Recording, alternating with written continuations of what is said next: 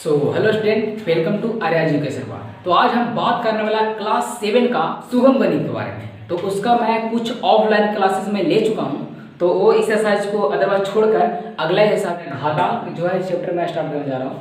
तो इससे कुछ इंपॉर्टेंट फॉर्मूले है, पहले उसको हम लोग देखेंगे, उसके बाद हम लोग डायरेक्ट चलेंगे एक्सरसाइज पे। तो देखिए यहाँ पे है, अब यहाँ पे पहला जो फॉर्मूला है ए के पावर एन गुना ए के पावर एन इक्वल टू ए के पावर एन प्लस है। इसको बारे में देखिए, ए के पावर एम गुना, इसको बारे में देखिए हम लोग क्या करेंगे, इसको समझा थोड़ा सा। ए अगर बेस हमारा दोनों सेम रहा, अगर बेस हमारा सेम रहा ए दोनों, तो अगर पावर कुछ भी रहेगा हमारा क्या हो जाएगा, जुटेगा। इसके एग्जांपल देखिए, 7 के पावर 2 गुना 7 के पावर 3। देखिए हमारा ये बेस क्या है, सेम है, तो पावर हमारा जुट जाएगा, यानी 7 के पावर कितना, 3 2 कितना हो जाएगा 5। ये हमारा नेक्स्ट सेकंड वही है, अगर बेस हमारा सेम रहा, बेस हमारा सेम रहा और ये डिवाइड में रहा, यानी 6 के पावर 2, तो हमारा क्या हो जाएगा, घट जाएगा। इसका मतलब कितना, तो 6 के पावर 3 माइनस 2 इक्वल टू कितना, 6 के पावर 1। इस तरह से तो हमारा ये देखिए ए के पावर एम गुना एन, यानी इस तरह से रहे हमारा 7 के पावर 2, इस पे पावर कितना रहे, 3 रहे, तो क्या करेंगे, सिंपली 7 3 दूनी का क्या करेंगे 6, ये दोनों आपस में क्या हो जाएगा, मल्टीप्लाई हो जाएंगे। नेक्स्ट देखिए ए के पावर एन गुना बी के पावर एन, इसका मतलब 7 के पावर 2 और 6 के पावर हमारा क्या होना चाहिए 2, यानी जो हमारा ये बेस हमारा ये पावर हमारा क्या होना चाहिए, सेम होना चाहिए। ए हमारा कुछ भी रहे इससे हमारा मतलब नहीं, लेकिन हमारा ये जो पावर हमारा सेम रहेगा, तो ए दोनों मल्टीप्लाई, यानी 7 6 कितना हो जाएगा 42 के पावर कितना 4 नहीं बल्कि कितना 2 ही रहेगा। क्यों, क्योंकि हमारा पावर सेम है, ठीक है, और ये डिफरेंट रहे उससे हमको कोई लेना देना नहीं है। नेक्स्ट देखिए हमारा यही सेम चीज है, ए के पावर एन बटा बी के पावर एन, इसका 7 के पावर 2 बटा 6 के पावर 2 रहे, तो हम क्या करेंगे 7 बटा 6 के पावर क्या लिख सकते हैं, तो हमारे देखिए ए के पावर 0, इसका मतलब कि 100 के पावर भी 0 देंगे तो हमारा कितना मान होगा 1 ही होगा, यानी 1000 का पावर हम लोग देंगे तो कितना होगा 1, यानी हम 700 इतना का ही पावर दें तो हमारा कितना होगा 1 ही होगा। अब ये देखिए ये माइनस है ना, अगर किसी भी संख्या का माइनस का अगर सम संख्या मतलब 2 4 6 8 10 12 14 16, ये हमारा सम संख्या रहेगा, तो उसका रिजल्ट हमारा क्या चीज में आएगा, प्लस में। देखिए प्लस में आएगा। अगर इस पे हमारा विषम संख्या रहे 3 है ना, 5 7 है ना, 11, इस तरह से रहे, तो हमारा जो मान होगा क्या चीज हो जाएगा, यहाँ पे माइनस हो जाएगा। तो आज इतना ही फॉर्मूला है। तो नेक्स्ट चलते हैं हम लोग एक्सरसाइज पे। देखिए पहला क्वेश्चन बोल रहा है, अभाज्य संख्या के ऊपर पावर होना चाहिए हमारा। तो पहले हम जानेंगे अभाज्य संख्या कहते किसको है। तो सुनिएगा, अभाज्य संख्या वो वैसी संख्या जो केवल एक और स्वयं अपने आप से कटे, वो वैसी संख्या को हम लोग क्या कहेंगे, अभाज्य संख्या, प्राइम नंबर कहेंगे उसको। देखिए एक और कितना से, स्वयं से, इसका एग्जांपल हो 2 है ना, 3 5 7 11 13, ये सब जो हमारा है कौन संख्या, प्राइम नंबर, अभाज्य संख्या है। तो ये सब जो हमारा है अभाज्य संख्या है, ठीक है।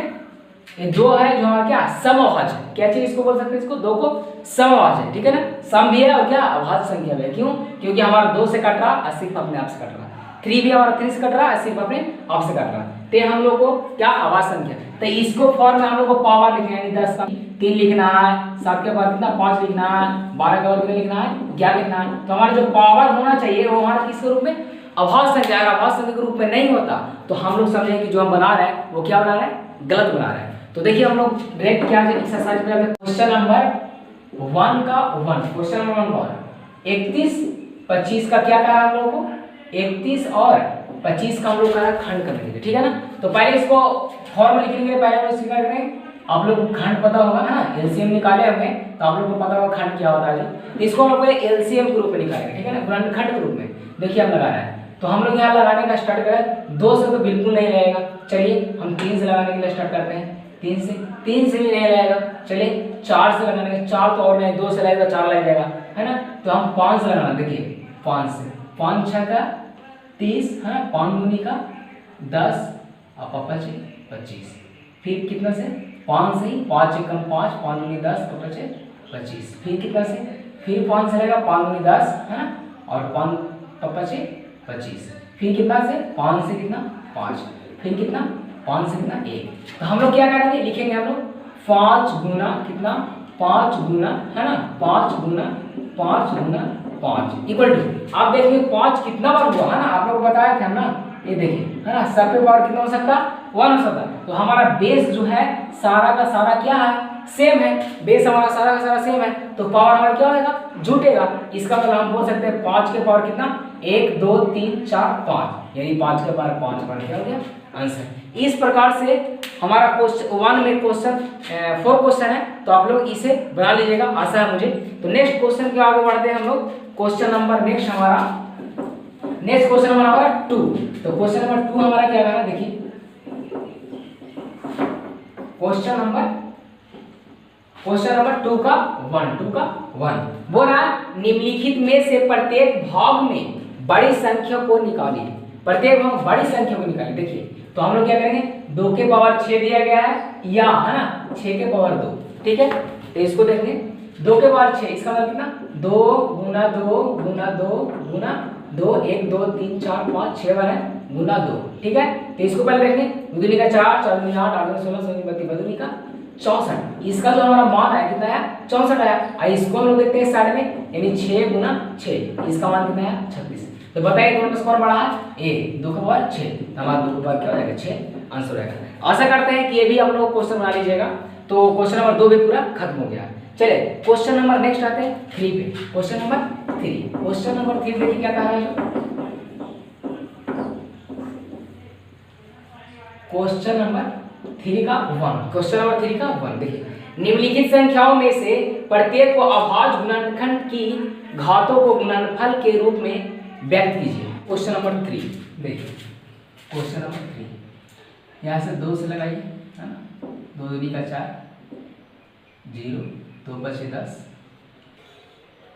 2 8 16, 2 से 10 2 दूनी 4, 3 से लगाइए, 3 दिया 9 3 चौ 12 3 दिया 9, 7 से है ना, 7 से कितना होगा, 7 चौ 28 7 बचे 7 चौके 28 29 30,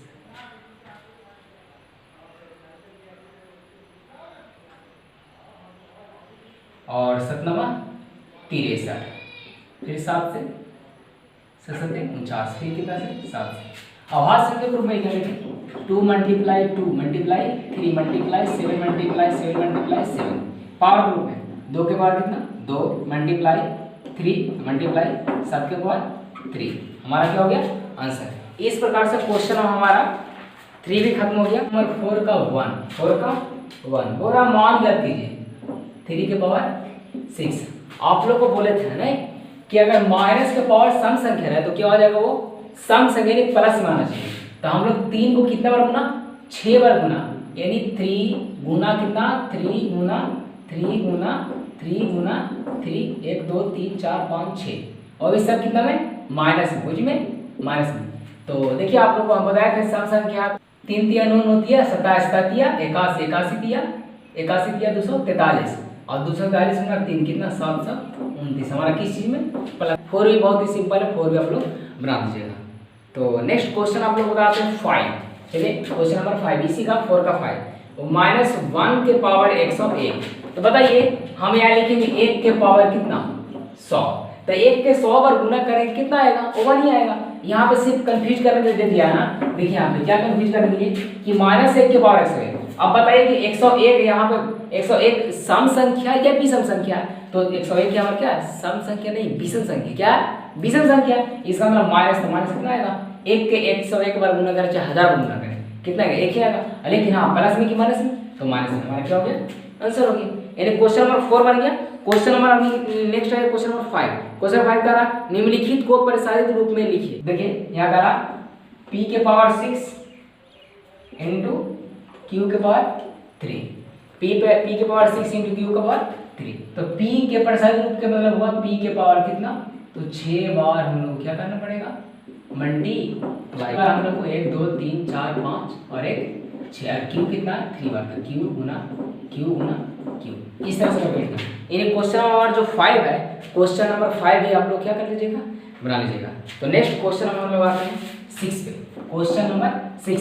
तो क्वेश्चन नंबर 6 क्या कहा, निम्नलिखित में से प्रत्येक को घातांकीय रूप में व्यक्त कीजिए। घातांकीय रूप में इसका मतलब इस तरह से दिया गया, इसको इस तरह से लिखना। देखिए क्वेश्चन हम आप लोग बताते हैं 3, क्वेश्चन नंबर 3 6 का question number 3 7 multiply 7 multiply 7 multiply n गुना n। अब बताइए 7 कितना बार, 3 बार, यानी 7 का वर्ग कितना बार, क्या 3 इनटू n कितना बार, n कितना बार, n हमारा कितना बार है 3 बार, यानी n के वर्ग कितना क्या 3। हमारा क्या आंसर, यानी क्वेश्चन हमारा जो है 6 भी कंप्लीट हो। आई होप कि यह वीडियो आप लोगों को समझ में आएगा। अगर आप लोगों को समझ में आया हो तो अपने दोस्तों के साथ शेयर करें। अगर अभी तक मेरे चैनल को आप लोग सब्सक्राइब नहीं किए हैं तो नीचे रेड कलर का बटन दिया होगा, उसे दबा कर सब्सक्राइब कर लें, ताकि मैं इस तरह का वीडियो अपलोड करूँ तो आप लोग मिस ना करें। तो नेक्स्ट मिलते हैं अगले वीडियो में।